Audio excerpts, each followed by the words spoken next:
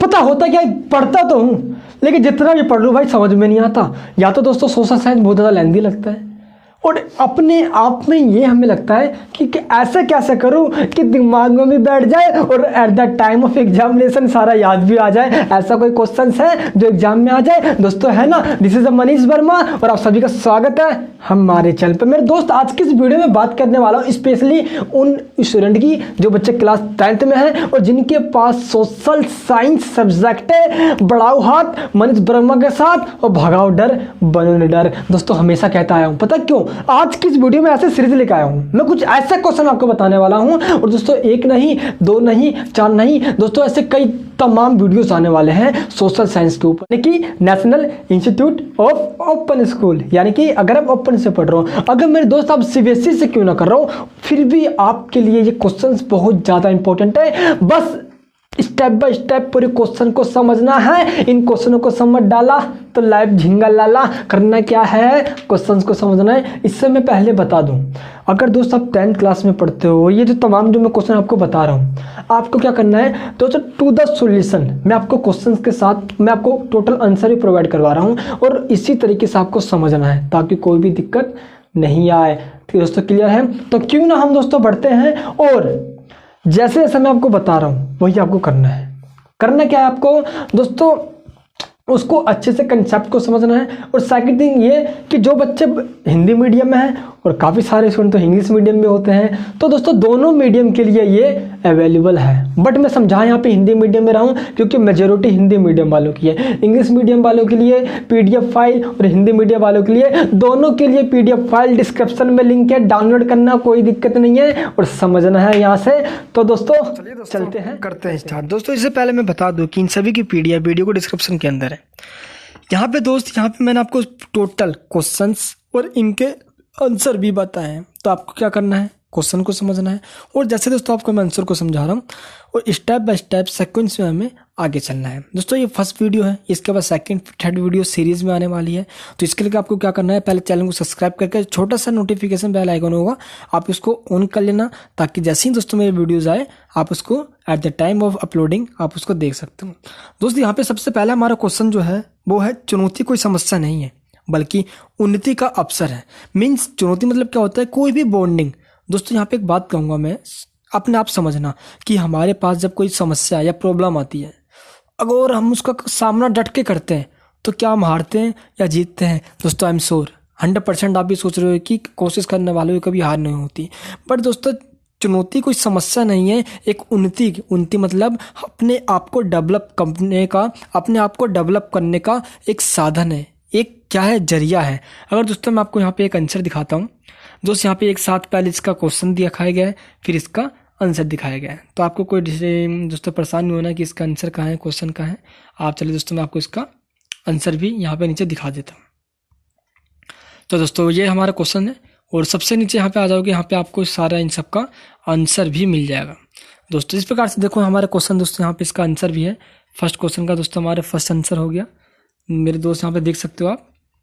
ये दोस्तों first question का फर्स्ट आंसर है, चुनौती उन्नति का अवसर है। एक बार जब हम चुनौती पार लेते हैं या दोस्तों चुनौती पे हम काबू कर लेते हैं तो हम पहले की अपेक्षा और आगे बढ़ जाते हैं। मतलब मैं दोस्तों कहने का यह है कि दोस्तों अगर हम अपने कोई भी बॉन्डिंग अपनी लाइफ में जब इसको एक्सेप्ट करते हैं तो दोस्तों आई एम श्योर हम आगे बढ़ते हैं, है ना, और हमें सफलता मिलती है, सक्सेस मिलती है।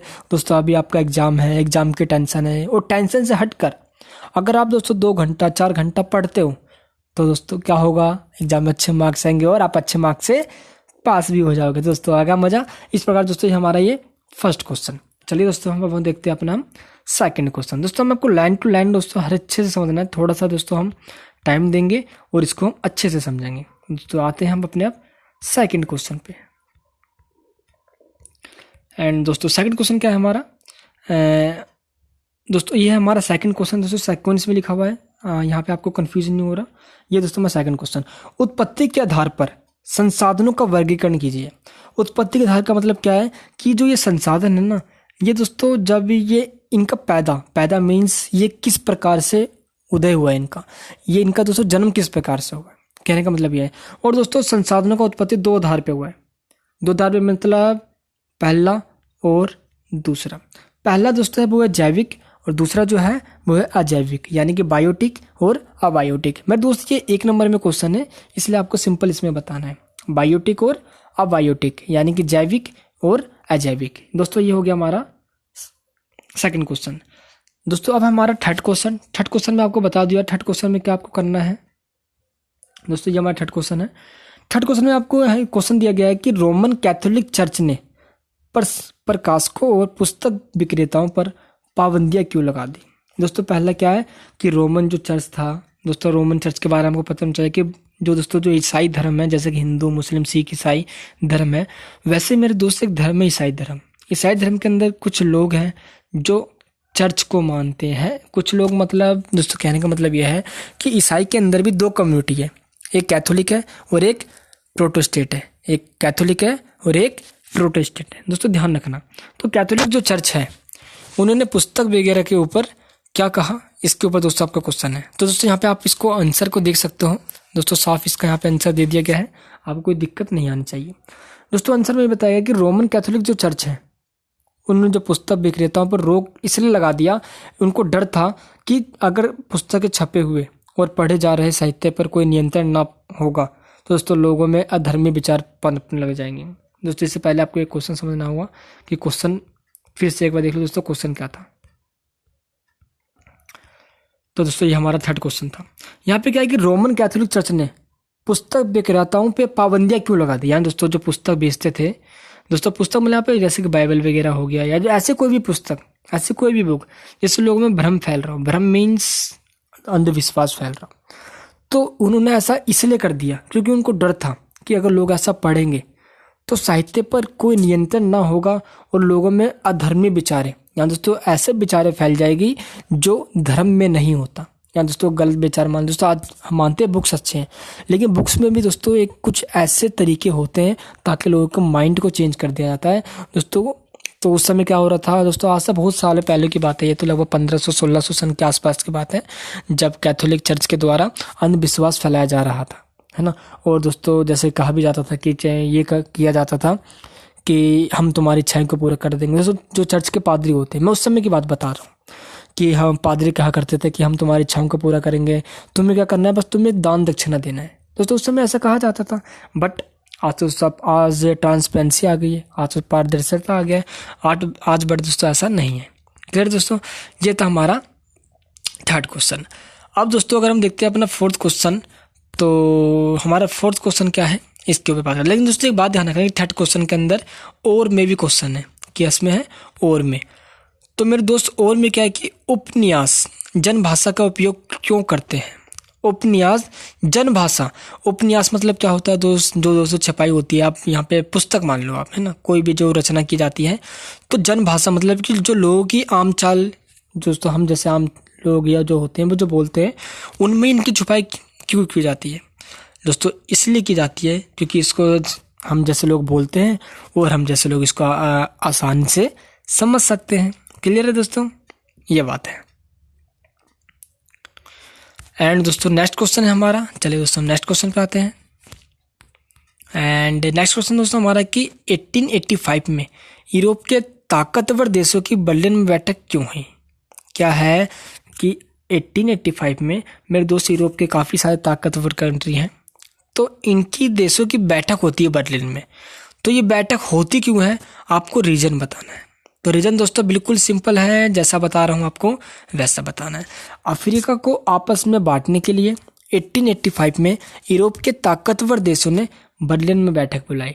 दोस्तों मतलब क्या था इसका, मेरे दोस्त अफ्रीका था, और अफ्रीका मतलब दोस्तों मान लो कि ये पूरा अफ्रीका है, ये पूरा अफ्रीका है, और पूरे अफ्रीका को दोस्तों मतलब यानी कि पूरा यूरोप में, जैसे कि मान लो दोस्तों फ्रांस हो गया, ब्रिटेन हो गया, पुर्तगाल हो गया, स्पेन हो गया, मतलब दोस्तों ये सारे जो कंट्री है आपस में चाहते थे कि ये पूरे अफ्रीका पे कब्जा कर ले।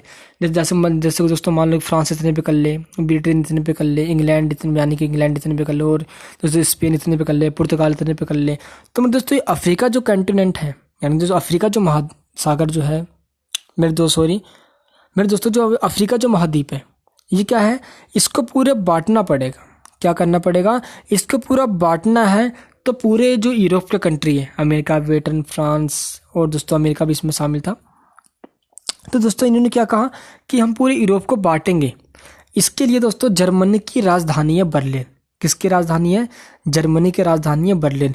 वहाँ पे बैठक होती है और बैठक के दौरान ये दोस्तों फिक्स किया जाता है कि अफ्रीका को बांट लेंगे और कंट्री आपस में क्या करेंगे, इसको अधिकार कर लेंगे अफ्रीका पे, और दोस्तों यहाँ पे लूट लेंगे, घसोटेंगे। दोस्तों यहाँ पे पता होना चाहिए आपको कि अफ्रीका के अंदर दोस्तों काले और गोरों के भेदभाव बहुत ज़्यादा हुआ करता था, बहुत ज़्यादा, क्योंकि दोस्तों यूरोप के लोग गोरे हुआ करते थे और ये चले गए थे अफ्रीका के अंदर। भाई दिक्कत तो आएगा ही है ना। नेक्स्ट क्वेश्चन क्या है हमारा, 17वीं और 18वीं शताब्दियों में यूरोपीय शहरों के सौदागर गांवों की ओर रुख क्यों करते थे? दोस्तों पहले क्वेश्चंस को समझना है ना, आंसर को समझने से पहले आपको क्वेश्चंस के बारे में पता होना चाहिए। दोस्तों कह रहा है ये 17वीं और 18वीं। 17वीं मतलब होता है सन 1600, क्लियर है, और 18वीं मतलब होता है सन 1700, क्लियर है। और यानी कि सन 1600-1700 में यूरोपीय शहरों के सौदागर, सौदागर कौन? जो बड़े बड़े भाई पैसों वाले मालिक होते थे, बड़े बड़े जमीनों के मालिक होते थे, इनका रुख क्यों करने लगे थे? यानी कहने का मतलब ये था कि 17वीं और 18वीं शताब्दी में यूरोपीय शहरों के सौदागर, यानी कि जो शहर में जो लोग रहा करते थे, बड़े बड़े पैसे वाले भी लोग दोस्तों, यहाँ तक कि जिनके पास जमीन भी थी, सौदागर हम ऐसा कह सकते हैं, वो दोस्तों गाँव की तरफ जाने लग गए थे। कहाँ की तरफ? गाँव की तरफ रुख करने लग गए थे, यानी कि गांव की तरफ जाने लग गए थे। तो ऐसा क्यों करने लग गए थे वो दोस्तों बताना है इसका आंसर। यानी कि जो शहर में लोग रहा करते थे वो गांव की ओर रुख क्यों कर रहे थे मेरे दोस्तों, ये यहाँ पे, और इसका आंसर आपको बताना है। सबसे पहले क्या करना है आपको मेरे दोस्त, आपको इसको पहले समझते हैं। एक बात ध्यान है दोस्तों, मैं आपको ड्रॉ करके बता रहा हूँ, अच्छे से समझते हैं हम। यहाँ पे क्या है मैं दोस्तों, आपको आंसर भी इसी तरीके से लिखना है जैसे मैं बता रहा हूँ, पॉइंट्स में लिखना है। और दोस्तों इतना कह सकता हूँ कि टॉप पे खड़े के लिए कोई नहीं, साथ में अच्छे मार्क्स आएंगे, है ना। पहले दोस्तों बताना होगा कि 17वीं और 18वीं शताब्दी में सौदागरों को गाँव की ओर जाना, जिसके दोस्तों कारण जो थे वो निम्नलिखित है। आप ऐसे लिख सकते हो आराम से। दोस्तों पहला कारण क्या था यहाँ पे कि सौदागर शहरों में उत्पादन का विस्तार नहीं कर सकते। दोस्तों शहरों में तो कोई खेती वगैरह तो होगी नहीं, है ना, और दोस्तों यहाँ पे इतनी ज़मीन तो खाली होती नहीं, तो गांव में अच्छा खासा ज़मीन मिल जाएगा। तो इसलिए वो किस लिए जाते थे? प्रोडक्शन करने के लिए, ताकि नई नई चीज़ों को फैक्ट्री इंडस्ट्री खोल सके।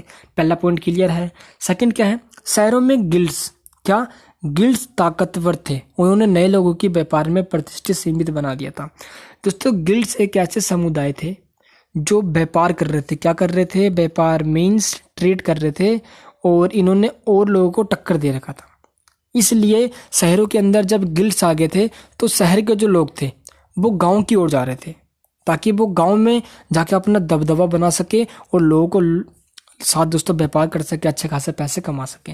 यही था दोस्तों हमारा सेकंड पॉइंट। थर्ड पॉइंट क्या है मेरे दोस्तों, यहाँ पे आप जैसे फर्स्ट और सेकंड पॉइंट लिखोगे तो थर्ड पॉइंट्स के अंदर जो सिंपल पॉइंट है इसका, कि मेरे तो एक बात ध्यान रखना कि आप इसमें और भी बता सकते हो कि वो शहरों के अंदर इतना ज़्यादा दोस्तों फैसिलिटी नहीं थी। फैसिलिटी थी तो दोस्तों यहाँ पे जनसंख्या ज़्यादा होता था, और गांव के अंदर जाते थे तो वहाँ पे दोस्तों काफ़ी ऐसे गरीब लोग मिल जाते थे जो सस्ते लेबर पे काम कर दिया करते थे। बट दोस्तों ये 1 मार्क्स में है, 1 मार्क्स में है, तो आप इन दोनों में से कोई एक ही पॉइंट लिख रहे हो तो वो दोस्तों आपको ईजिली में 1 मार्क्स मिल जाएगा। यहाँ पर दोस्तों मैं ज़्यादा पॉइंट्स आपको बता देता हूँ ताकि आप इसको अच्छे से लर्न कर लो।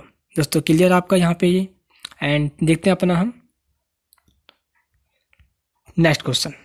दोस्तों इसमें ध्यान रखना और में भी जो क्वेश्चन है आपको और वाले भी क्वेश्चंस करने हैं अच्छे तरीके से, कोई भी दिक्कत नहीं आना चाहिए भाई, है ना। एंड दोस्तों मेरे और में क्या क्वेश्चन इसके साथ ही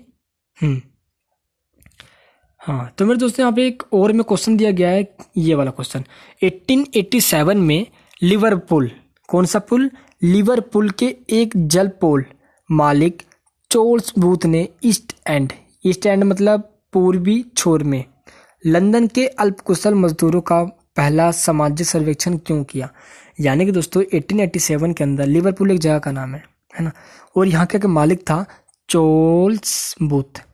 इसने क्या किया था कि इंग्लैंड के कुछ मजदूर हैं उनका सर्वे करवाया था। क्या करवाया था दोस्तों? जैसे भारत में सर्वे होता है ना, हमारी जाति वगैरह पूछते हैं भाई क्या क्या पूछते हैं, घर में क्या मेंबर है ना, ऐसा होता है ना। इसी प्रकार दोस्तों जब यहाँ पे ये हुआ तो यहाँ पे ये क्यों करवाया गया था, आपको इसका आंसर देना है। दोस्तों चलिए हम इसका आंसर अब समझते हैं।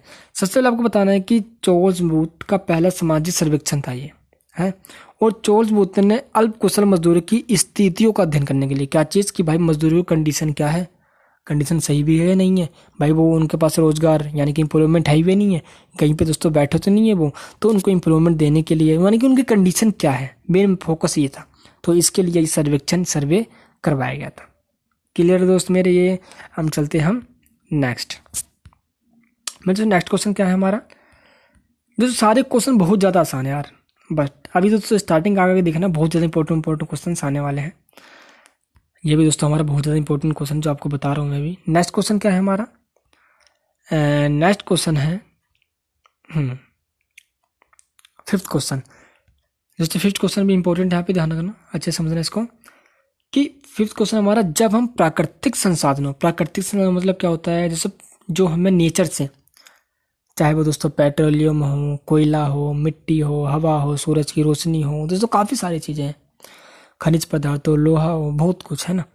तो प्राकृतिक संसाधनों का उपयोग करके वस्तुओं का उत्पादन यानी कि किसी भी चीज़ को बनाना, तो इस प्रकार यानी कि मेरे दोस्तों कोई चीज़ हम किसी प्राकृतिक संसाधनों से किसी चीज़ को बनाते हैं, तो इस प्रकार गतिविधियाँ किस आर्थिक क्षेत्र के अंतर्गत आती हैं। यानी कि दोस्तों अगर मैं प्राकृतिक यानी कि दोस्त अगर मैं नेचुरल रिसोर्सेज का यूज करता हूँ और उससे मैं बनाता हूँ, तो ये किस क्षेत्र के अंदर आता है, आपको इसका आंसर देना है। तो मेरे दोस्त सबसे आसान आंसर इसका ये आर्थिक क्षेत्र के अंदर आता है, और प्राथमिक वर्ग में। मेरे दोस्त ध्यान रखना कि 3 वर्ग है टोटल, प्राथमिक वर्ग, द्वितीय वर्ग और तृतीयक वर्ग। और दोस्तों जो प्राकृतिक चीज़ आती है वो प्रथम वर्ग में आता है। सेकंड दोस्तों कृषि वगैरह आता है, एग्रीकल्चर वगैरह। एंड थर्ड वर्ग में क्या आता है, हमारे इंडस्ट्रियल वगैरह। क्या चीज़, इंडस्ट्रियल, फैक्ट्री वगैरह, उद्योग वगैरह, उद्योग धंधे वगैरह। क्लियर दोस्तों, चल देखते हैं अब अपना नेक्स्ट क्वेश्चन। मतलब तो काफ़ी ज़्यादा आसान, इतने ज़्यादा आसान क्वेश्चन है ना यार, बच्चे हमें कहाँ डरते हैं इस एसटी से, भाई समझ में नहीं आती कैसे क्या करे। हाँ दोस्त नेक्स्ट क्वेश्चन हमारा कौन सा है, अब आते हैं हमारा नेक्स्ट क्वेश्चन, वो है सिक्स्थ क्वेश्चन। दोस्तों फिफ्थ क्वेश्चन तक हमने कर लिया है, और सिक्स्थ क्वेश्चन कौन सा हमारा, चलिए इसको समझते हैं। साख मतलब क्या होता है, ऋण, और ऋण मतलब क्या होता है, लोन। क्या होता है, लोन लेने जाते हैं ना भाई हम, लोन। तो साख के अनौपचारिक क्षेत्र के कोई 2 उदाहरण दीजिए। अनौपचारिक और अनौपचारिक दोस्तों कौन सा होता है, एक बात ध्यान रखना यार कि लोन वगैरह हम लेते हैं उससे काफ़ी सारे मैटर होते हैं, सस्पेक्टेड होते हैं जो इसको इफेक्ट करते हैं। तो मेरे दोस्त यहाँ पे जो 6th क्वेश्चन है आपको इसका आंसर समझना है। इसने 2 पूछा है, अनौपचारिक क्षेत्र किसके कौन कौन से हैं। तो मेरे दोस्त आपको इसके बारे में बताना है कौन कौन से हैं। चलिए मेरे दोस्त थोड़े इसके बारे में हम समझ लेते हैं। तो सबसे पहला है साहूकार। दोस्तों कोई भी लोन देता है तो कौन देता है भाई, साहूकार। साहूकार वो होते हैं दोस्तों जो पैसों के मालिक होते हैं, जिनके पास काफ़ी सारे पैसे होते हैं एंड ज़मीनें होते हैं। तो भाई इनके पास जब ज़मीनें हैं तो भाई क्यों ना ये लोन देंगे पैसे। तो दोस्तों ये जब लोन देंगे तो जिन्होंने ये लोन दिया है, जिसको इन्होंने, ये उनको क्या देगी, ब्याज देगी। जैसे कि दोस्तों मान लो अगर किसी मैंने 10 रुपये लिया है तो मैं उसको क्या दूंगा, इंटरेस्ट यानी कि ब्याज दूंगा। कोई दोस्तों फ्री में तो पैसा देता नहीं है। तो दोस्तों साहूकार है। अनौपचारिक बता रहा हूँ, ये अनौपचारिक जो क्षेत्र है कि यानी कि साख यानी लोन कौन कौन दे सकता है और किस किस को मिल सकता है। तो पहला हो गया साहूकार, दूसरा मेरे दोस्तों हो गया यहाँ पे व्यापारिक वर्ग। दोस्तों व्यापारिक वर्ग भी लोन लेते हैं, है ना दोस्तों। चाहे जैसे मान लो अगर कोई भी बैंक लोन देता है तो मेरे दोस्त वो उससे यानी कि जिसको उसने लोन दिया है वो उससे टैक्स भी लेता है। टैक्स मीन्स यहाँ पे मेरे दोस्त इंटरेस्ट है, ब्याज से है, ताकि बैंक को इससे फायदा हो जाता है। एंड मालिक मेरे दोस्तों कोई भी मालिक ब्याज पे दोस्तों पैसा लगाता है, एंड रिश्तेदार। बट दोस्तों यहाँ पे आपको साहूकार या व्यापारी कोई एक पॉइंट से इसमें से आप लिख सकते हो। क्लियर दोस्तों, जो यहाँ पे पैसे यानी कि लोन देते वो लेने देने का, लोन लेने देने का काम क्या करते हैं। नेक्स्ट दोस्त क्लियर है आपका। अब आता है हमारा 7th क्वेश्चन। दोस्तों 7th क्वेश्चन आते हैं हम। 7th क्वेश्चन कौन सा है हमारा, चलिए देखते हैं अब। मेरा जो 7th क्वेश्चन है हमारा कि आय के अतिरिक्त विकास के किन 2 लक्ष्यों का उल्लेख कीजिए। दोस्तों क्वेश्चन को पहले समझेंगे हम। ये बोल रहे आय, आय मतलब क्या होता है, आय मतलब होता है इनकम। इनकम मतलब कि जो हम मंथली कमाते हैं, एक महीने की जो हमारी सैलरी होती है उसको हम क्या कहते हैं, इनकम। इनकम के अलावा विकास के किन्हीं 2 लक्ष्यों को बताइए। अगर मेरे दोस्त अगर हमारा विकास करना है हमें, तो हमारी सबके घर में दोस्तों एक मंथली सैलरी बंदी होती है भाई। सैलरी तो आता ही है, लेकिन मंथली सैलरी के अलावा या इनकम के अलावा भाई ऐसा कोई फैक्टर भी है जिससे हमारा विकास हो सके या नहीं है? अगर दोस्तों है तो भाई इसका आंसर क्या है? चलिए दोस्तों हम इसका आंसर देखते हैं। सबसे पहला दोस्तों मैं अगर आपको बताऊं इसके अंदर, तो आई के आपको साधन बताना है। सबसे पहला कौन सा है हमारा? बराबरी का व्यवहार। देखो सबसे पहले यार समानता होना चाहिए समाज के अंदर। आज क्या है, आज तो भाई एक तो बहुत ज़्यादा रिच हो गया, बहुत ज़्यादा अमीर होता जा रहा है ना, और एक बहुत ज़्यादा पुअर यानी कि बहुत ज़्यादा वो गरीब होता जा रहा है। तो जब तक ये कंडीशन रहेगी तो भाई ये कहाँ से देश चल पाएगा? तो क्या करना पड़ेगा भाई, पहले बराबरी का हिस्सा लाओ, तभी तो आप देश क्या करेगा?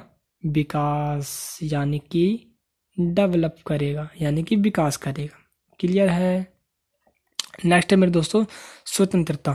स्वतंत्रता मतलब यहाँ पे क्या है कि भाई सबको आज़ादी होनी चाहिए कोई भी काम करने की, है ना भाई, कोई भी चीज़ बोलने की आज़ादी होनी चाहिए, है ना, कहीं पे भी आने जाने की आज़ादी होनी चाहिए। मतलब कोई रोक टोक ना हो उसको, सरकार उस पर कोई कानून न थोपे कि भाई तुम ये करो, ज़बरदस्ती ना किया जाए। आया मेरे दोस्तों में, बिल्कुल आज़ादी होनी चाहिए। और नेक्स्ट पॉइंट दोस्तों सबसे इंपॉर्टेंट मानता हूँ मैं इसको, कि सभी लोगों की राज्य के द्वारा प्रोटेक्शन यानी कि राज्य के द्वारा सुरक्षा करनी चाहिए। क्या करनी चाहिए? सुरक्षा करनी चाहिए। क्लियर है दोस्तों? नेक्स्ट से दूसरों के लिए आदर करो भाई, सम्मान रेस्पेक्ट करोगे तभी तो रिस्पेक्ट मिलेगा, वरना कहाँ से रिस्पेक्ट मिलेगा? तो क्या करना चाहिए? सबको आदर करना चाहिए। दोस्तों इसमें से आप कोई सा भी एक पॉइंट्स लिख सकते हो। क्लियर मेरे दोस्त? चलिए दोस्तों आप देखते हैं अपना हम नेक्स्ट। दोस्तों एक एक करके सारे पॉइंट्स को हम समझेंगे ताकि कोई भी दिक्कत ना आए भाई, है ना। हाँ दोस्तों नेक्स्ट हमारा क्वेश्चन है, 8 क्वेश्चन है हमारा ये। चलिए दोस्तों नेक्स्ट क्वेश्चन, दोस्तों 8 क्वेश्चन कौन सा हमारा? सामाजिक विभाजन की राजनीति। दोस्तों सामाजिक विभाजन की राजनीति बता रहा है। सामाजिक विभाजन मतलब एक समाज के अंदर धर्म के आधार पर, जाति के आधार पर, भाषा के आधार पर जब लोगों को अलग अलग क्षेत्र में बांट दिया जाता है, भाई तू हिंदू है, तू मुस्लिम है, तू सिख है, तू ईसाई है ना, ये बात। तो भाई इसका परिणाम क्या निकलता है? सिंपल बात है भाई, देखो हम चाहते हैं एकता करना। एकता मतलब भाई हम सब लोग एक हैं, चाहे हिंदू हो मुस्लिम हो, दोस्तों हम सब एक ही खून के तो हैं यार। आपके अंदर भी लाल खून है, मेरे अंदर भी लाल खून है, तो हम ऐसा क्यों करते हैं?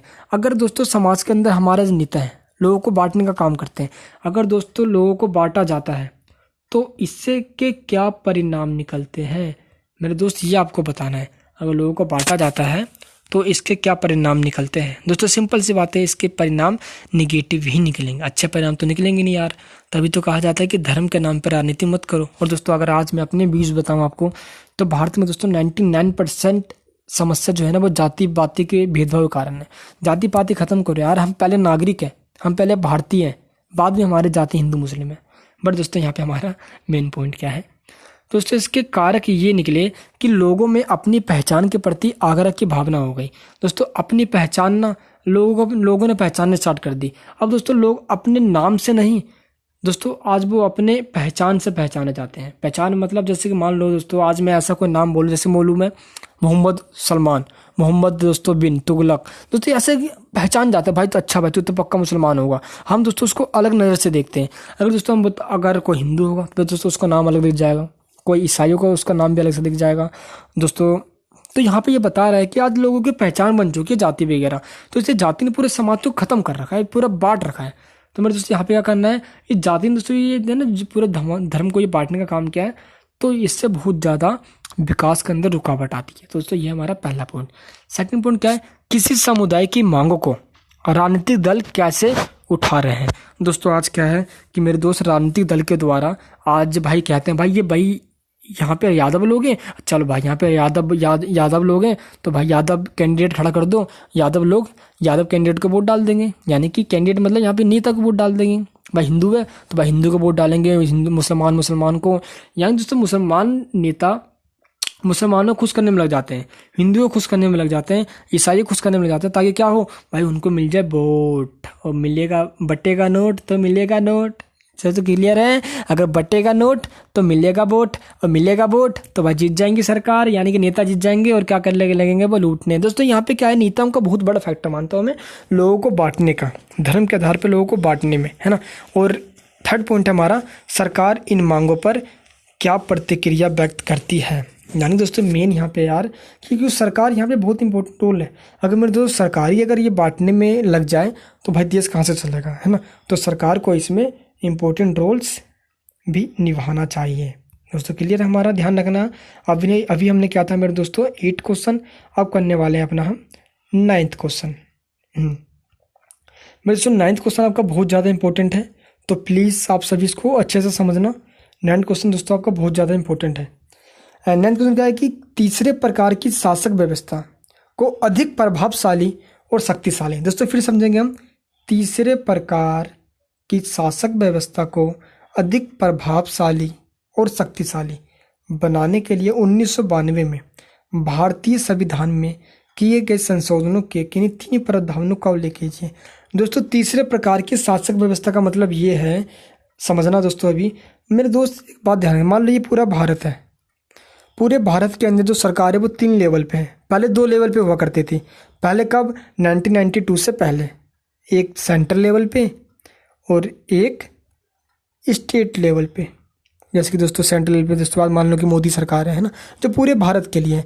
और स्टेट लेवल पे दोस्तों आज पूरे क्या है, भारत के अंदर टोटल 29 राज्य हैं, 29 स्टेट है, तो सभी राज्य में अलग अलग सरकार है। बट दोस्तों आज क्या है, जो थर्ड लेवल पे बनी है उसको बोलते हैं हम पंचायत। क्या बोलते हैं उसको हम, पंचायत व्यवस्था, जिसको हम दोस्तों कहते हैं स्थानीय शासन, लोकल गवर्नमेंट। क्या कहते हैं, लोकल गवर्नमेंट। दोस्तों स्थानीय शासन ये गांव वगैरह में हुआ करता है। तो ये बता रहा है कि भारतीय संविधान में जो अमेंडमेंट किया गया, संशोधन किया गया, कहने का मतलब ये है कि संविधान के अंदर एक नया सा व्यवस्था जोड़ दिया गया कि भाई अब सेंट्रल गवर्नमेंट तो है ही है, अब स्टेट गवर्नमेंट तो है ही है, अब क्यों ना गाँव में भी सरकार हो। जो एक गाँव में पंचायत होती है, और दोस्तों आज दिल्ली जैसे शहर में या लखनऊ पटना जैसे शहरों के अंदर दोस्तों प्रधान वगैरह हुआ करते हैं, जो उस कॉलोनी में रहते हैं जहाँ पे एक दोस्तों छोटी सी कॉलोनी होती है, और वहीं की वो समस्या को सॉल्व करते हैं। तो मेरे दोस्तों यहाँ पे चलिए हम इसको एक बार अच्छे से समझते हैं। तो ध्यान रखना, इसने पूछा है कि इन जो संशोधन किया गया उनके 3 प्रावधान बताओ, यानी कि क्या क्या उसके अंदर किया गया था, इसके बारे में दोस्तों आपको बताना है इसके अंदर। चलिए देखते हैं दोस्तों, इसने 3 पूछा है, बट यहाँ पे मैं आपको दोस्तों ज़्यादा बता देता हूँ ताकि आपको छोटा सा कोई सा भी पॉइंट आप इसमें से याद कर सकते हो। चलिए दोस्तों, सबसे पहला पॉइंट आता है हमारा कि स्थानीय स्वशासी निकायों के लिए नियमित रूप से चुनाव करना संवैधानिक बाध्यता। मेरे दोस्तों आज ये हो चुका है कि पंचायतों के लिए, जैसे कि लोकसभा यानी कि जैसे प्रधानमंत्री के, सेंट्रल गवर्नमेंट के लिए और स्टेट गवर्नमेंट के लिए दोस्तों हर एक 5 साल में चुनाव होता है। वैसे ही में दोस्तों पंचायतों के लिए भी 5 साल में चुनाव करवाया जाएगा। कितने साल में, 5 साल में। दोस्तों पहले क्या किया गया, चुनाव की व्यवस्था कर दी गई। क्लियर है। सेकंड पॉइंट में क्या बताना आपको कि अनुसूचित जातियों, अनुसूचित जनजातियों। दोस्तों अनुसूचित जाति मतलब क्या होता है, SC होता है। क्लियर है। और अनुसूचित जनजाति मतलब क्या होता है, ST होता है। क्लियर है। शेड्यूल ट्राइब्स, अनुसूचित जनजाति, इसको हम आदिवासी कहा भी करते हैं। तो ये पिछड़ी जातियों में आते हैं, तो इनके लिए क्या किया कि कुछ सीटें आरक्षित कर दी गई। जैसे कि मान लो दोस्तों कि 100 सीटें हैं टोटल, तो 100 में से 20 सीटें SC को दे दिया गया और दोस्तों 30 सीटें ST को दे दिया गया, और जो बची दोस्तों 50 सीटें वो टोटल जनरल कैटेगरी को दे दिया गया। आया दोस्तों समझ में। तो इस प्रकार से सीटें भी आरक्षित कर दी गई। एंड मेरे दोस्तों नेक्स्ट पॉइंट जो है वो यहाँ पे समझना है। नेक्स्ट क्या किया गया कि मेरे दोस्तों यहाँ पे एक चीज़ ध्यान रखिए, महिलाओं के लिए भी कहा गया है कि दोस्तों जो महिलाएं हैं उनके लिए भी दोस्तों कम से कम 1/3 सीटें महिलाओं के लिए आरक्षित होंगी। 1/3 सीटें मतलब दोस्तों कि मान लो कि 20 सीटें हैं, तो दोस्तों कम से कम 6 से 7 सीटों पे सिर्फ महिलाएं खड़ी होगी और कोई भी नहीं, बाकी जो बचे उस पर पुरुष या महिलाएं खड़े हो जाए। बट जो 6 सीटों पे तो कंपलसरी महिलाएं खड़ी होगी। इसको बोलते हैं हम रिजर्व कर देना सीटों को महिलाओं के लिए या आरक्षित कर देना। क्लियर है दोस्त। नेक्स्ट पॉइंट है हमारा हर राज्य, क्या बोल रहा है नेक्स्ट पॉइंट हमारा कि हर राज्य के लिए राज्य चुनाव आयोग नामक स्वतंत्र संस्था का आयोग यानी कि गठन करेगा। दोस्तों यहाँ पे ध्यान रखना, उसमें ये भी कहा गया था जब चेंज किया गया था 1992 के अंदर कि राज्य के अंदर एक चुनाव आयोग बनाई जाएगी जिसको हम राज्य चुनाव आयोग कहेंगे राज्य चुनाव आयोग कहेंगे। ये क्या करेगी मेरे दोस्त, ये करेगी कि राज्य सरकार का चुनाव करवाएगी और पंचायतों का चुनाव करवाएगी। है ना, जो 5 साल में चुनाव होते हैं। दोस्तों ये राज्य सरकार की और चुनाव करवाती है। और दोस्तों राज्य चुनाव आयोग जो है वो इसीलिए ही बनाया गया है। दोस्तों केंद्रीय चुनाव आयोग केंद्र सरकार का चुनाव करवाती है, सेंट्रल चुनाव आयोग। और दोस्तों जो ये स्टेट चुनाव आयोग है ये पंचायतों वगैरह का और स्टेट गवर्नमेंट का इलेक्शन करवाती है। क्लियर है दोस्त। एंड हमारे नेक्स्ट है कि राज्य सरकार को अपने राजस्व दोस्तों यहाँ पे इम्पोर्टेंट पॉइंट है ये हमारा, ये बोल रहा है कि राज्य सरकारों को अपने राजस्व मतलब क्या होता है, टैक्स होता है। क्लियर है। राजस्व और अधिकार्य का कुछ हिस्सा स्थानीय स्वशासी निकाय को देना पड़ता है। कहने का मतलब मेरे दोस्त ये है कि जो स्टेट गवर्नमेंट होती है वो दोस्तों, जैसे कि हम पूरे राज्य के अंदर जो लोग हैं तो दोस्तों हम टैक्स भरते हैं, तो वो टैक्स कहाँ जाता है, स्टेट गवर्नमेंट के पास जाता है। तो मेरे दोस्त स्टेट गवर्नमेंट उस टैक्स में से कुछ हिस्सा यानी कुछ पैसा पंचायतों को भी, गांव के प्रधानों को भी देगी, ताकि उस कॉलोनी के अंदर पंचायत या गांव के प्रधान वहाँ की जो समस्या है, सड़क पानी बिजली, उसको क्या कर सके, सॉल्व, उनकी समस्या को समाधान कर सके। क्लियर है। चलिए अब देखते हैं दोस्तों अपना हम नेक्स्ट पॉइंट। तो इसमें से आप कुछ ही बता सकते हो दोस्तों। 10वां जो क्वेश्चन है हमारा दोस्त, मैं इसको बहुत इंपॉर्टेंट मानूंगा, तो 10वें क्वेश्चन को आपको अच्छे से समझना है। चलिए तो 10वां क्वेश्चन हमारा क्या है, और दोस्तों मेरे ये क्वेश्चन हमेशा आ ही जाता है एग्जाम के अंदर। 10 क्वेश्चन हमारा कि धर्मनिरपेक्षता क्या है हमारा, धर्मनिरपेक्षता। धर्मनिरपेक्षता का मतलब होता है कि सभी धर्मों, चाहे हिंदू हो, मुस्लिम हो, सिख हो, ईसाई हो, इन सभी धर्मों का सम्मान किया जाएगा। सम्मान मतलब रिस्पेक्ट किया जाएगा और सभी को समान माना जाएगा। समान मतलब क्या होता है कि किसी के साथ भी भेदभाव यानी कि डिस्क्रिमिनेशन नहीं किया जाएगा। क्लियर है। तो दोस्तों ये होता है धर्मनिरपेक्षता। तो कुछ व्यक्तियों या पार्टियों की एक विचारधारा नहीं है, परंतु ये हमारे देश की नींवों में से एक है। दोस्तों कहने का मतलब ये है कि पूरा भारत जब आज़ाद हुआ था 1947 में, तो हमने अपने आप को सेकुलर कंट्री बताया था, यानी कि हम सभी धर्म को समान मानते हैं। भारत राज्य का यानी कि भारत का कोई एक धर्म नहीं होगा। भारत अपने आप को कभी हिंदू, मुस्लिम, सिख, ईसाई नहीं कहेगा। भारत तो सभी धर्मों को सम्मान करता है। लेकिन आज कुछ पॉलिटिकल पार्टीज़ हैं जिन्होंने इसको खोखला कर दिया है और वो जाति की राजनीति करते हैं। जाति का राजनीति मतलब दोस्तों वो जब वोट बैंक की बात आती है तो वो जाति को देखने लग जाते हैं। तो दोस्तों यहाँ पे ये बहुत बड़ा समस्या है हमारे देश के लिए। दोस्तों इसमें ऐसे पॉइंट्स बताने आपको क्यों है ऐसा। सबसे पहले ध्यान रखना है कि भारतीय राज्य ने किसी भी धर्म को राजकीय धर्म घोषित नहीं कर रखा है, यानी कि भारत ने किसी भी धर्म को राजकीय धर्म नहीं माना। राजकीय धर्म मतलब होता है कि पूरे भारत का धर्म। दोस्तों आज हमारा पूरे भारत का धर्म कोई सा भी नहीं है। आपको पता होना चाहिए कि दोस्तों जब भारत का विभाजन हुआ था और एक इंडिया बना था और एक पाकिस्तान बना था, दोस्तों इंडिया ने अपने आप को सेकुलर यानी धर्मनिरपेक्ष कहा था कि सब हम धर्म को सम्मान करते हैं, भारत में सभी धर्म आके रह सकते हैं और बच सकते हैं। बट जो पाकिस्तान था उसने अपने आप को इस्लामिक स्टेट, अपने आप को दोस्तों एक मॉडर्न कंट्री घोषित कर लिया था। तो दोस्तों वो सेकुलर कंट्री नहीं है, बट भारत एक सेकुलर कंट्री है। क्लियर है। इसके बाद दोस्तों हमारा नेक्स्ट पॉइंट क्या है, सेकंड पॉइंट, हमारा संविधान किसी भी धर्म को विशिष्ट दर्जा नहीं देता। दोस्तों हमारे संविधान के द्वारा किसी भी हिंदू को या मुस्लिम को या ईसाई को, भैया सिख को, किसी को भी ज़्यादा इम्पोर्टेंस नहीं दिया गया, सबको बराबर का दर्जा दिया गया है ना, ये बात है। एंड थर्ड पॉइंट है कि धर्म के आधार पर भेदभाव करना बिल्कुल दोस्तों मना कर दिया गया कि किसी के साथ भेदभाव नहीं किया जाएगा। एंड फोर्थ पॉइंट है हमारा, संविधान सभी नागरिकों और समुदाय यानी कि सभी ग्रुप्स को किसी भी धर्म का पालन करने और प्रचार करने की आज़ादी देता है। यानी कि दोस्तों अगर आप मुस्लिम हो तो आप अपनी अलग से एक मदरसा खोल सकते हो, मस्जिद खोल सकते हो। दोस्तों आप टोटल दोस्तों सिर्फ मुसलमान बच्चों के लिए कोई भी दोस्तों को स्कूल खोल सकते हो, हिंदू अपने लिए खोल सकते हैं, सिख अपने लिए, ईसाई के लिए। तो यहाँ पे कोई रोक टोक नहीं है, आप अपने दोस्तों जो आपकी विचार है यहाँ पे उसको फैला सकते हो। बट आप किसी को ज़बरदस्ती दोस्तों धर्म परिवर्तन करवा देना ऐसा नहीं है सिस्टम, है ना।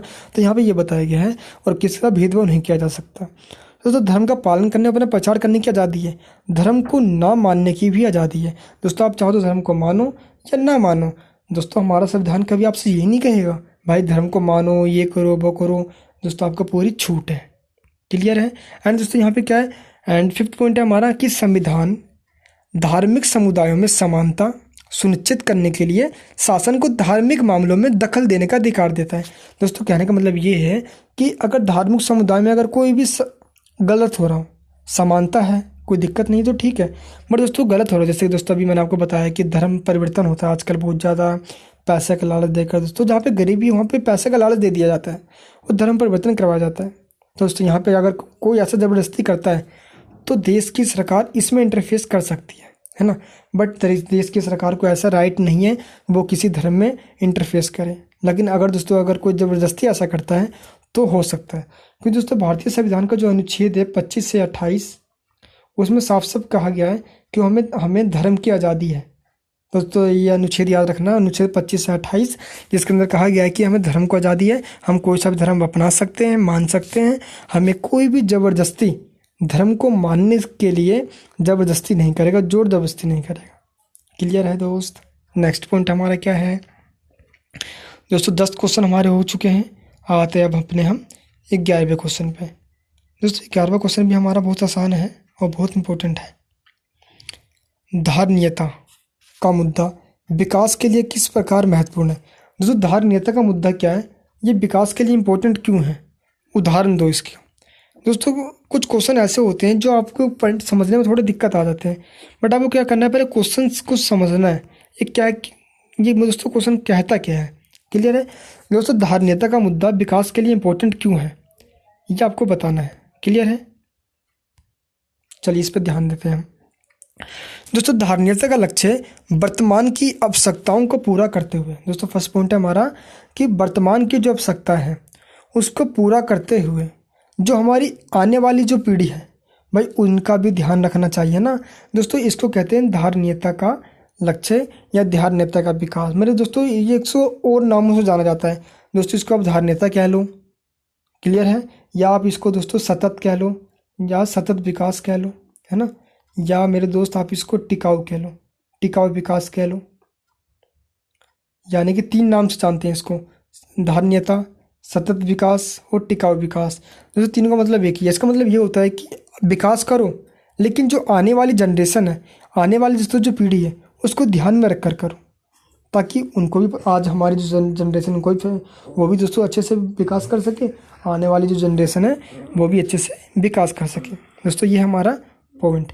एंड दोस्तों हमारा जो नेक्स्ट पॉइंट है कि धारणीयता में संसाधनों का न्यायपूर्ण उपयोग करने की क्षमता है और पारिस्थितिकी संतुलन बनाए रखने में सक्षम है। यानी कि दोस्तों ये है कि भाई विकास करो लेकिन जो इन्वायरमेंट है हमारा, पर्यावरण है, उसको नुकसान मत पहुंचाओ। दोस्तों ज़्यादा संख्या में पेड़ काट देना, है ना, इंडस्ट्री लगा देना, केमिकल दोस्तों गंदा कर देना, दोस्तों कैसे होगा, यहाँ पे दिक्कत होगा ना, ये बता रहे हैं मेरे दोस्त यहाँ पे। तो दोस्तों ये है सेकंड पॉइंट हमारा। एंड नेक्स्ट पॉइंट क्या है कि यह पर्यावरण संरक्षण का बल देता है। मेरे जो ध्यान रखना है, ये पर्यावरण संरक्षण पर बल देता है। इसका मतलब ये है कि दोस्तों पर्यावरण को कभी कोई नुकसान ना पहुँचे, ऐसा विकास करो जिससे बिना पर्यावरण को नुकसान पहुँचाए वो विकास भी हो जाए और हमारा देश भी आगे बढ़े, लोग भी खुश हो, बट देश को नुकसान ना हो, यानी पर्यावरण को नुकसान ना हो। दोस्तों ये इस पे जोर देता है, यानी कि फोर्स करता है। एंड नेक्स्ट पॉइंट है हमारा कि धारणीयता अति शोषण और अति उपयोग को रोकता है। धारणीयता क्या करता है भाई, ज़्यादा शोषण नहीं होगा। ज़्यादा शोषण मतलब अगर दोस्तों मान लो उदाहरण की हमने क्वेश्चन में पढ़ा था दोस्तों, जैसे कि पेट्रोल है, कोयला है, इन सब का उपयोग करो, लेकिन अगर ज़्यादा मात्रा में करेंगे उपयोग तो दोस्तों एक समय ऐसा आएगा कि इनकी संख्या कम हो जाएगी, दोस्तों इनकी क्वांटिटी जो है वो ख़त्म हो जाएगी। और दोस्तों आपको पता होना चाहिए कि पेट्रोल या कोयला जो लोग सैकड़ों लाखों वर्षों में बनते हैं, अगर एक बार ख़त्म हो गया दोस्तों इनको बनना इम्पॉसिबल सा हो जाएगा यार, हमारे पीढ़ी को तो दोस्तों मिलेगा ही नहीं है। इसलिए अगर एक बार ये ख़त्म हो गया तो भाई बनने में बहुत दिक्कत आ जाएगी, इसलिए इसको हमें ऐसा यूज़ करना चाहिए ताकि ये हमें वेस्ट ना हो। क्लियर है दोस्त, ये हो गया हमारा 11वां क्वेश्चन। एंड दोस्तों अब आता है हमारा 12 यानी कि 12वां क्वेश्चन। दोस्तों 12वां क्वेश्चन क्या है कि देश के विकास के लिए, क्लियर है दोस्त, फिर से देखते हैं अपना हम 12वां क्वेश्चन। देश के विकास के लिए सस्ता और सामर्थ्य के अनुकूल, सामर्थ्य मतलब क्या होता है, कैपेबल के अनुकूल कर्ज आवश्यक क्यों है। दोस्तों ये बता रहा है कि हमें देश का विकास करवाना है तो क्या कर्ज लेना या दोस्तों किसी से लोन लेना या उधार लेना, क्या वो नीड है उसकी, या कोई भी नीड नहीं है? अगर नीड है तो मेरे दोस्त क्या नीड है आपको इसके बारे में बताना है। चलिए दोस्तों अब इसके बारे में हम जानते हैं। फर्स्ट पॉइंट है भाई, हाँ, सस्ते और सामर्थ्य के अनुकूल कर्ज से आय बढ़ती है। यानी कि दोस्तों मान लो कि अगर दोस्त मान लो कि आज मैं कोई भी इंडस्ट्री या कोई भी दुकान या कोई भी शॉप खोलता हूँ, है ना, और उसको खोलने में मुझे 10 रुपये 10 रुपये लग रहे हैं। क्या लग रहे हैं? उसको खोलने में मुझे 10 रुपये लग रहे हैं। और दोस्तों अगर मैं उस शॉप को खोल लेता हूँ, वो 10 रुपये से मेरे दोस्त में 20 रुपये 25 रुपये 30 रुपये कमाता हूँ। तो दोस्तों जो मैंने कर्जा लिया था दोस्तों 10 रुपये कर्जा का हो गया। मान लो वो मुझसे 5 रुपये ब्याज भी ले ले, तो दोस्तों मैं उसको 15 रुपये लुटा भी दूंगा, तो भाई मेरे पे 15 रुपये तो बच जाएंगे ना, है समझ में। तो दोस्तों कर्जे से यहाँ पे आगे बढ़ा जा सकता है, यानी कहने का मतलब ये है। एंड दोस्तों फर्स्ट पॉइंट हो गया हमारा। दोस्तों यह था हमारा फर्स्ट पॉइंट। एंड दोस्तों हमारा जो सेकंड पॉइंट है वो क्या है कि बहुत से लोग विभिन्न आवश्यकताओं की पूर्ति हेतु कर्ज ले सकते हैं। यानी कि भाई जो जोड़ते हैं वह तो कर्ज तो लेंगे ही, हैं।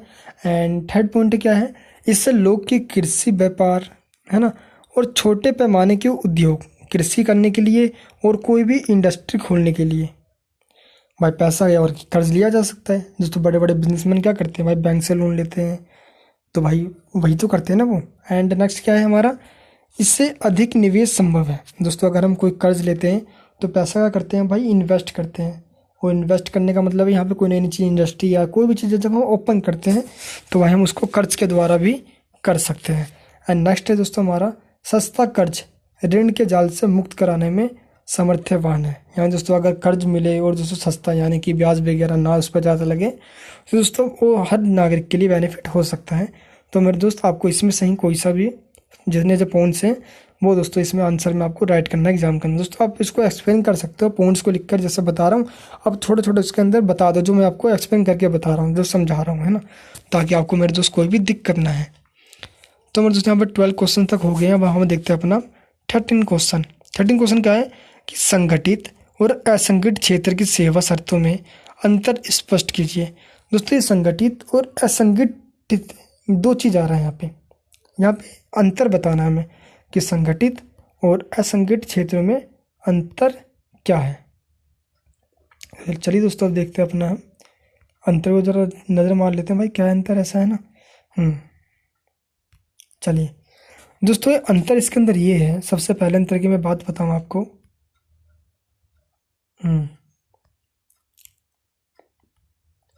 दोस्तों सबसे पहला अंतर है कि संगठित क्षेत्र सरकार द्वारा पंजीकृत होती है। जो संगठित यानी कि अथोराइज, संगठित का मतलब दोस्तों ये है कि जो सरकार के द्वारा अथोराइज होती है, जिसको सरकार परमिशन दे रखी होती है, ये होता है जो संगठित क्षेत्र। और जबकि असंगठित क्षेत्र ऐसी होती है जो सरकार के कंट्रोल में नहीं होती। क्लियर है, जो सरकार के कंट्रोल में नहीं होती उसको कहते हैं असंगठित, और जो सरकार के कंट्रोल में और जिसको सरकार ने परमिशन दे रखा है चलाने के लिए, ऐसा कोई भी ऑर्गेनाइजेशन हो उसको क्या कहते हैं हम, संगठित क्षेत्र। क्लियर है। चलिए अब देखते हैं दोस्तों अपना नेक्स्ट पॉइंट, यानी कि सेकंड पॉइंट। सेकंड पॉइंट में क्या बताया गया आपको कि संगठित क्षेत्र में कर्मचारी रोजगार की सुरक्षा का आनंद लेते हैं, जबकि असंगठित क्षेत्रों में रोजगार असुरक्षित है, कम वेतन है और अनियंत्रित है। मेरे दोस्तों कहने का मतलब ये है, मैं आपको सिंपल भाषा में समझाता हूँ। संगठित क्षेत्र का मतलब है भाई गवर्नमेंट जॉब, कौन सी जॉब, गवर्नमेंट जॉब। बट असंगठित क्षेत्र का मतलब है प्राइवेट सेक्टर, यानी कि प्राइवेट जॉब। अब आप खुद से सोचो भाई, संगठित क्षेत्र के अंदर जो रोजगार है भाई वो तो फिक्स है ना भाई। अब तो भाई 65 साल या 62 ईयर में भाई जो रिटायरमेंट होती है उसके सिवा तो हटा सकते नहीं भाई। सैलरी भी मोटी होती है ना, काफ़ी सारी फैसिलिटी मिलती है गवर्नमेंट। भाई काम करो या मत करो भाई, जा भाई आनंद से बैठना है, आनंद लेना है भाई, खुशी लेना है बैठ कर। मेरे दोस्त यहाँ पे ये बता रहे हैं ऐसा, है ना। तो इसलिए मेरे दोस्त यहाँ पे ये बताया गया आपको कि जो असंगठित क्षेत्र है वहाँ पे रोजगार इतनी है भी नहीं भाई, कभी भी हटा सकते हैं कंपनी वाले यहाँ पे। यानी कि जो एम्प्लॉयमेंट है, आपको जो रोजगार है भाई वो अनप्रोटेक्टेड है, वो अनसुरक्षित है। और यहाँ पे दोस्तों आपको सैलरी भी कम मिलती है ना, वेतन भी कम मिलता है।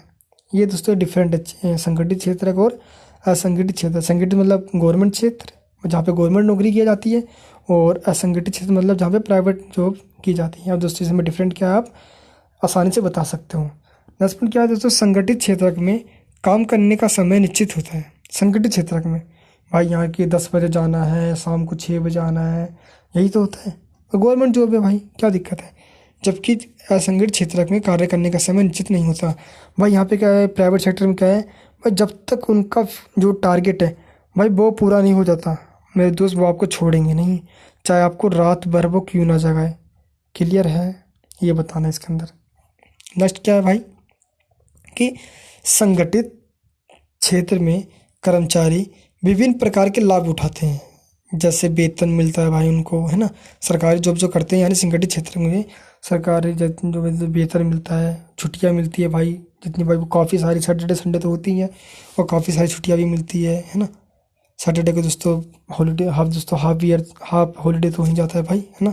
अवकाश के दिनों में वेतन, भविष्य निधि अधिक दोस्तों जितनी भी चीज़ें होती है वो मिलते रहते हैं। जैसे कि मान लो दोस्तों गवर्नमेंट जॉब में क्या है, अगर गवर्नमेंट छुट्टी है तो ऐसा नहीं कि आपकी सैलरी कट जाएगी भाई, छुट्टी तो गवर्नमेंट है ना, तो मेरे दोस्त आपको सैलरी मिलती ही रहती है। बट क्या गवर्नमेंट के अलावा अगर प्राइवेट में बात करें हम, तो दोस्तों क्या प्राइवेट में ऐसा है? आई एम श्योर दोस्तों ऐसा नहीं है। अगर प्राइवेट में आप छुट्टी कर लोगे तो भाई आपकी दहाड़ी काट ली जाएगी, आपकी सैलरी में से पैसा काट लिया जाएगा, है ना। एंड दोस्तों नेक्स्ट क्वेश्चन कौन सा हमारा, चलिए अब इसको देखते हैं हम। दोस्तों नेक्स्ट क्वेश्चन हमारा कि उपभोक्ता को कैसे जागरूक किया जा सकता है। तो इसमें आपको दोस्तों कुछ टिप्स एंड पॉइंट्स बताए गए हैं जो आपको अच्छे से समझना है। कौन सा पॉइंट है दोस्तों कि सबसे पहला पॉइंट बताएंगे जागरूक करने के लिए हम कि विभिन्न प्रकार के संगठनों की रचना, जैसे उपभोक्ता फोरम हो गया या उपभोक्ता संरक्षण परिषद हो गया। दोस्तों कहने का मतलब ये है कि हमें उपयोगिता के महत्व को बढ़ाना है ना, और उपयोगिता के बातों को सब जगह फैलाना है, उनकी प्रॉब्लम को सॉल्व करना है। तो हमें क्या करना होगा, हमें कुछ ऐसा करना होगा कि एक संगठन बने जो लोगों की समस्याओं को सॉल्व करे। दोस्तों आज वर्ल्ड सोशल फोरम, दोस्तों फुल फॉर्म एग्जाम में आ सकती है। इसका मतलब क्या है, वर्ल्ड सोशल फोरम यानी कि विश्व सामाजिक कह लो आप, या क्या कह लो, या आप दोस्तों संरक्षण कह लो परिषद, है ना। लेकिन यहाँ पे एक चीज़ ध्यान रखना, WHO जो है, इसके अलावा भी दोस्तों यहाँ पे काफ़ी सारे संगठन हैं जिनके नाम मेरे दोस्त आपको पता होना चाहिए।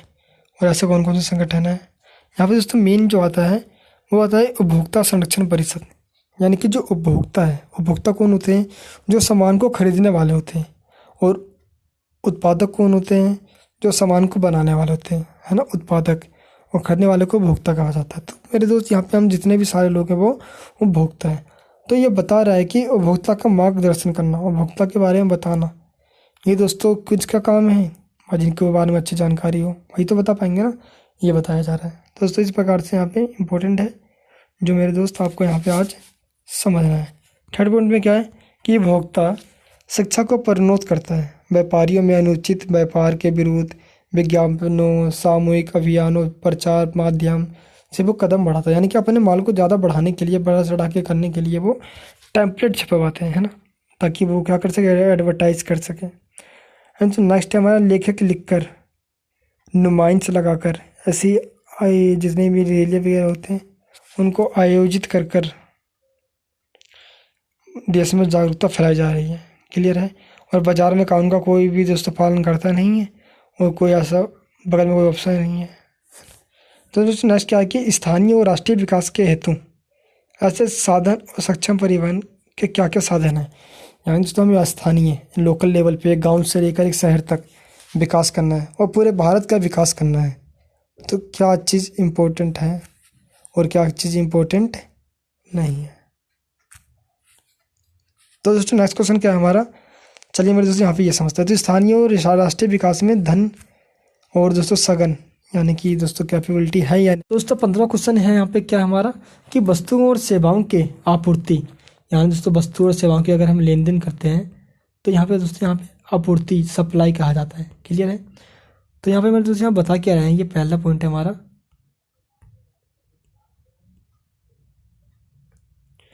तो मैं दोस्तों यहाँ पे ये दोस्तों यहाँ पे ये 15 क्वेश्चन का पहला पॉइंट है हमारा कि वस्तुओं और सेवाओं की आपूर्ति यानी कि सप्लाई करने के स्थानों में मांग स्थानों से लेकर या जो सामान जाता है उनके में परिवहन मतलब ट्रांसपोर्ट की नीड पड़ती है, आवश्यकता पड़ती है। तो भाई कहाँ से मंगवाएंगे, गाँव वगैरह में तो इसलिए इस समस्या को सॉल्व करना चाहिए गवर्नमेंट को जल्द से जल्द। एंड मेरे दोस्त सेकंड पॉइंट क्या है कि देश का विकास क्या है कि देश का विकास वस्तुओं के उत्पादन तथा सेवाओं पर निर्भर करता है। वह देश के अंदर प्रोडक्शन होगा तभी तो रिप्रोडक्शन, यानी कि तभी तो भाई वो फायदा होगा, देश की सरकार को टैक्स मिलेगा, है ना। ये दोस्तों आप समझ सकते हो। दोस्तों इस प्रकार से दोस्तों हमारा ये 15 क्वेश्चन का सेकंड पॉइंट है। वो थर्ड पॉइंट क्या है हमारा कि वस्तुओं के उत्पादन तथा वितरण दोनों में ही परिवहन मदद करता है। तो इससे बता रहा है कि ट्रांसपोर्ट आज कितना इंपॉर्टेंट हो चुका है ना। एंड अर्थव्यवस्था के समीक्षकों की सहायता करता है कि भाई अर्थव्यवस्था में ऐसा पॉलिसी लाओ जिससे कि भाई डिमांड ज़्यादा हो, है ना, और भाई देश को प्रॉफिट भी हो, बेनिफिट भी हो, है ना। यहाँ पे आपको दोस्तों यहाँ पे ये आपको क्लियर हो चुका है।